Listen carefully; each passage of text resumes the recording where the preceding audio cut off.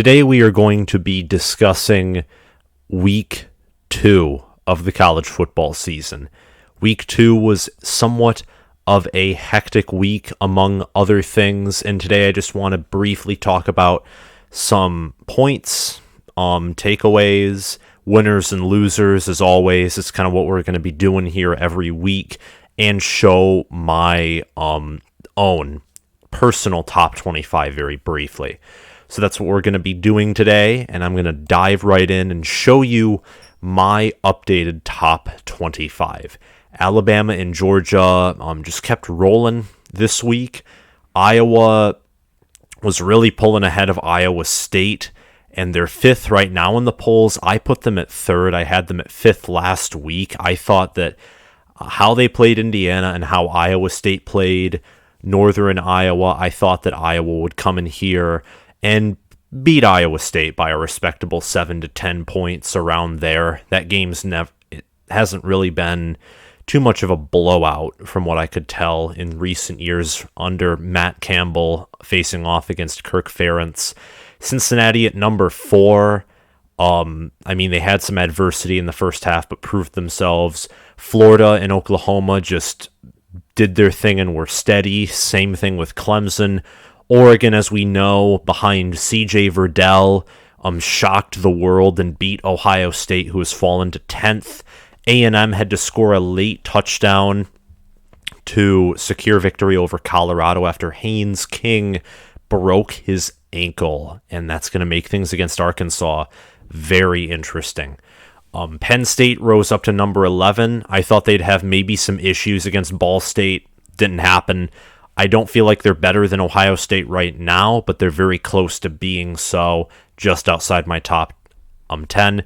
Coastal had some issues against Kansas, but Kansas looks to be much improved. I thought Coastal should just stay where they were. UCLA and Wisconsin did not. UCLA had a bye. Wisconsin played Eastern, but they rose against some above teams that fell like from their rankings or just completely fell out of my top 25 period. Iowa State fell down to number 15, which is about where they are right now. I still expect them to be contenders for the Big 12. Ole Miss and UCF beat FCS schools, but they rose because other teams fell. Kentucky handily beat Missouri 35-28. BYU handily beat Utah, who I had as near top 10 team. I thought that they were going to win the Pac-12 South this year, and it still looks like that they can. But I think Kalani Sitake might have figured out how to build BYU into something formidable after rebuilding them after Mendenhall left for Virginia, a team that is, in my mind, as possibly being a top 25 team in the weeks to come. Indiana, they did to Idaho what Oklahoma and any other top school did to an FCS school, and Iowa looks even better than I thought they were, so I thought they just deserved to rise in my rankings. Liberty had a poor showing against an FCS opponent. Utah, of course, lost to BYU. Arkansas, Michigan, and Mississippi State are new entries into my top 25, all having impressive wins. Arkansas is, of course, being the most impressive. Miami did not have an impressive showing, so that is why I dropped them. NC State lost to Mississippi State. Notre Dame almost lost to Toledo and almost lost to Florida State, who lost to Jacksonville State. Notre Dame, in my opinion, looks nowhere near a top 25 team right now. I guarantee you Michigan, hands down, would beat them, along with practically most teams on this list, even if the game was played at Notre Dame. Texas, humiliated by Arkansas. Arkansas looks good, but looks to be is a little unproven. It's only 2 games in, and last year they were not the greatest team. So I'm just more so skeptical of Texas. And USC losing to a Stanford team that lost to Kansas State at home, and Clay Helton being fired. They're out of my rankings. All of those teams that have been dropped are probably in my received votes category, or teams that could jump back into the top 25, probably bar USC, maybe Texas. Michigan State's up there. They're ready to enter my top 25 if they beat Miami. And another team that'd be up close is Auburn as well. Auburn is, I mean, they look impressive against FCS schools, but can they look impressive against Penn State? That's the next question. So after my top 25, some of my biggest takeaways this week are Texas is they're not back at all. I mean, losing 40-21 against Arkansas is just absolutely, I mean, the definition of chaos right there. I mean, not a lot of people expected this. I thought this game was going to be tough from a preseason look, and surprise, surprise, it wasn't tough for Arkansas at all. Arkansas, at some point, I think was up 33-7 or something like that. And then Texas got some more scores in the end as Arkansas, obviously what most teams do in the fourth with big leads, backed off just a little bit. And that leads into the point that the SEC is far and above other conferences. I mean, Arkansas destroying Texas. Mississippi State dominating NC State. And NC State looks like one of the better schools in the ACC for football right now. South Carolina coming back from behind and beating East Carolina. Vanderbilt beating Colorado State. Kentucky beating Missouri. And then just the SEC, from what I understand, the SEC did not lose a single game this week, from what I remember. Oh, no, Tennessee versus Pitt. Tennessee versus Pitt seemed to be the only, loser in the SEC, Tennessee. And that Pitt team is a team that I think is going to be 7-8, maybe 9-win football team. They're a chaos team for sure. And we discussed this a little bit too, but Notre Dame is about to face an ugly reality. Notre Dame, guys, I don't know what to tell you. But I look at Notre Dame, and I look at how Purdue's doing, and Purdue is a team that I thought was a 2-10, 3-9, 4-8 football team. Jeff Brom looks like he is reaching the end of his lifespan as the head coach of Purdue. But looking at how Notre Dame looks and how Purdue has been pretty dominant over these lower schools that aren't of the Big Ten, could we see over the stretch of Purdue, Wisconsin, Cincinnati, and now Virginia Tech? I don't have Tech ranked either. They're a team that's close to my top 25. Seeing what they did to North Carolina in Blacksburg, I look at Purdue, Wisconsin, Cincinnati, Virginia Tech, North Carolina, even USC, at Virginia, at Stanford. I thought a lot of those games are going to be easier for Notre Dame, and despite the fact I thought that Florida State would win, seeing how bad Florida State is, Notre Dame here could easily see 4 losses if things do not turn around, if not more. This could be a return to the Brian Kelly teams before he made the 2017 staff changes. You could see for the first time in a while Notre Dame not having a 10-win season easily if they don't turn things around. Only beat Toledo by 3 points. Only beat Florida State by 3 points. None of those teams are playing at a Power 5 level at all. So that just moving on from that ugly reality, Blake Corum and CJ Verdell are amazing, absolutely amazing running backs. Blake Corum against Washington ran for over 100 yards easily. I think he ran close or around to 150, if not more. Had 3 touchdowns on the ground, and he leads the nation in all-purpose yards, I believe. And then CJ Verdell, pretty similar story. Blake Corum also averaged for about 8 yards a carry against Washington, too. As a Michigan fan, it pleases me that I have him and Hassan Haskins and Donovan Edwards in that backfield. CJ Verdell, on the other hand, 77-yard touchdown run against Ohio State, and then I believe 2 or 3 more touchdowns around there against Ohio State, all around. CJ Verdell was just tearing up Ohio State all day long. And his O-line, same thing with Blake Corum. Those 2 O-lines played amazing against their respective opponents. And Blake Corum and CJ Verdell, welcome to the amazing running back tier. And I expect that these 2 will get only better. I underestimated them both kind of after week 1, But seeing that Washington has an above average to great defense, their offense is their kryptonite, and seeing how although Ohio State doesn't have a great defense, their D-line's coached by Larry Johnson, like the GOAT of that position coach area, and also the fact that Ohio State just has more talent than Oregon, on paper at least. It was amazing seeing both of these running backs just live the life on the field and celebrate and get all excited. Amazing watching these two. And last but not least, certainly, this season of college football is upset-minded. Absolutely upset-minded. Oregon over Ohio State, Arkansas over Texas, Stanford over USC, Iowa over Iowa State. I mean, guys, week 2 was crazy. Oh, Jacksonville State over Florida State, Mississippi State over NC State. I mean, it's just, you can keep naming stuff over and over and over and over and over again. And then Toledo almost beating Notre Dame, who was a top 10 team. I mean, wow. Absolutely, wow. Couldn't even believe it. Tulsa almost beating Oklahoma State, too. The Cowboys just do not look to be a good team either. And now, finally, the losers and winners of week 2. The winners, most of the SEC.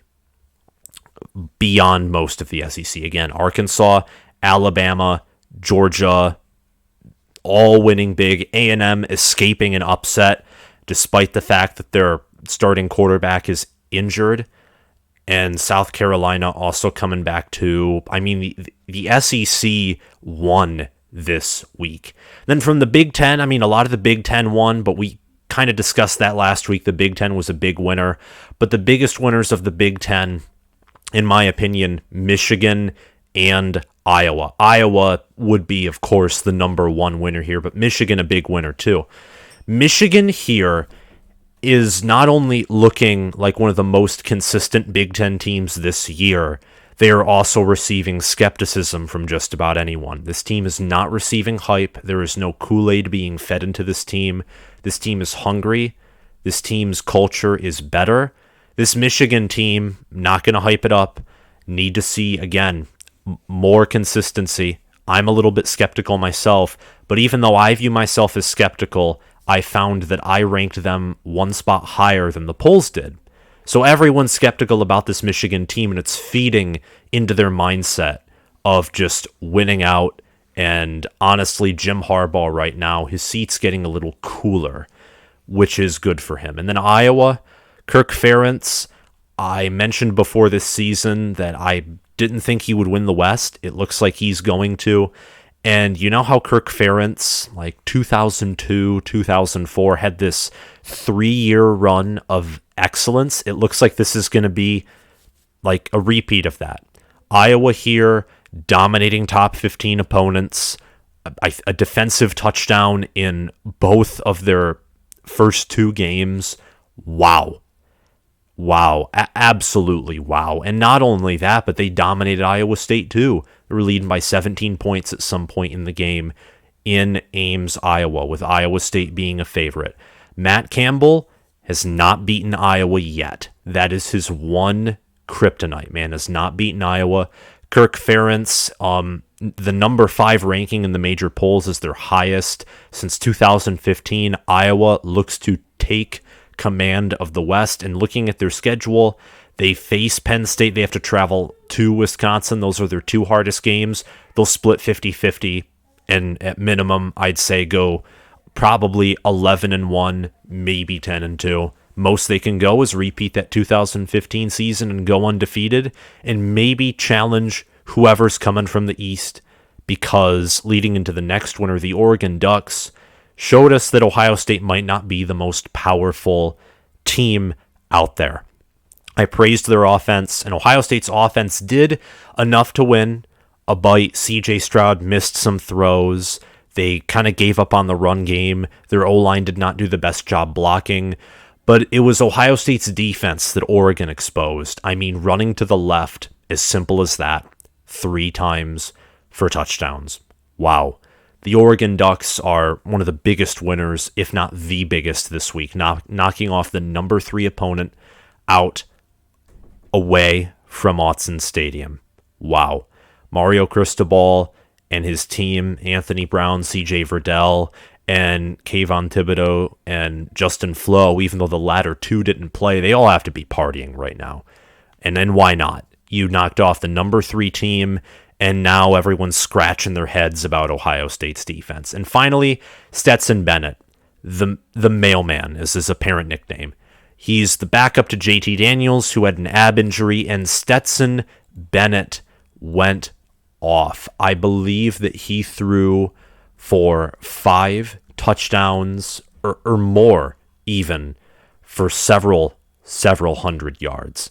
In fact, 5 touchdowns, 288 yards, 10 for 12. And then Carson Beck came in, another backup as well, threw 4 for 10, 88 yards, a touchdown, and a pick. Guys, Georgia, I know their offense, it was against UAB and all, but Stetson Bennett was a guy who last year tried his hardest, didn't do the best. So to have him start another game and do really well, it's kind of like, I'm kind of doing this theme where it's like a special player as a winner. Last week it was Mackenzie Milton, far better story. This week it's Stetson Bennett. Losers, we got the ACC.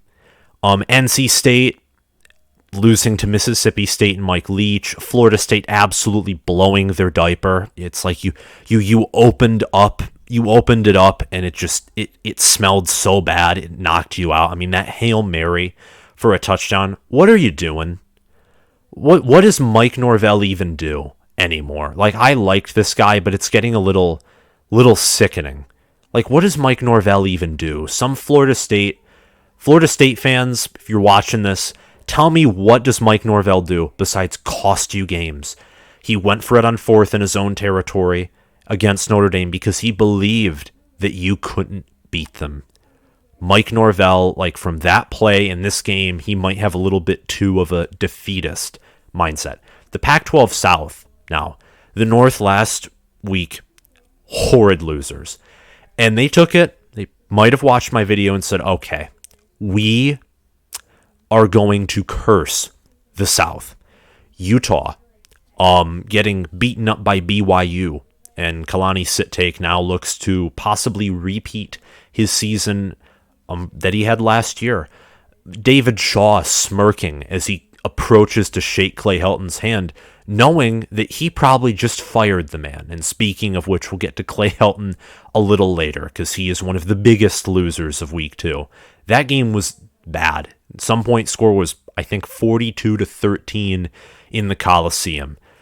UCLA had a bye, so you didn't get to see that team work too many miracles as well.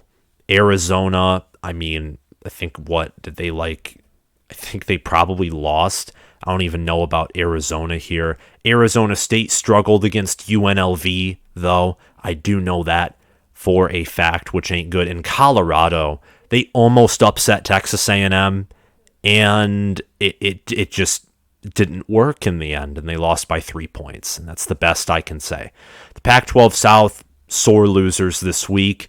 I do still expect Utah, UCLA, and possibly Arizona State, though, to be good teams in the future. Ohio State, we kind of discussed this with Oregon, but their defense just, oh my gosh, it was atrocious. I made a video on it that a lot of people didn't like. More people still liked it, but it was, come on, guys. Ohio State's defense was absolutely atrocious. Oregon took advantage of it. And in the end, I just can't help but say Ohio State is a loser this week, which, seeing Ohio State as a loser and Michigan and Iowa as a winner is not necessarily normal to add to the confusion of this season. And finally, you got Clay Helton. Dude was just fired about an hour before this recording. Dante Williams is the interim head coach. And as a Michigan fan, knowing that Damani Jackson just visited our school and Clay Helton's been fired week 2 into the season, I'm kind of getting my hopes up a little bit that we might get another 5-star defensive back. not getting them up too much, but USC football, I don't even know who you should hire at this point. I mean, everyone for years has been saying that James Franklin's going to go down there. I mean, you could always try and target Mario Cristobal. Don't even know if that will happen or be possible. There's someone even saying Chip Kelly should be hired, and that might be possible because I guarantee you USC has a lot more money in the bag to possibly sway him away.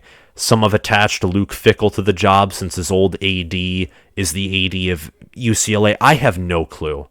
But Clay Helton, wow, came to USC, got him a Rose Bowl win, a Pac-12 championship, and then went 5-7, 8-5, 6-1 in a COVID year that was crazy, and then got embarrassed by Stanford at home. And that's all I have to say. It's all I have to say about this video. If you liked it, like, subscribe, hit that notification bell, and comment your thoughts down below. Who do you think was the biggest loser and biggest winner of this week? And what teams would you flip around and move around in my top 25? What teams did you think I overrated or underrated? Or what biggest takeaways, did I miss? Let me know all of that in the comments below. Thank you all for watching, and I'll see you around.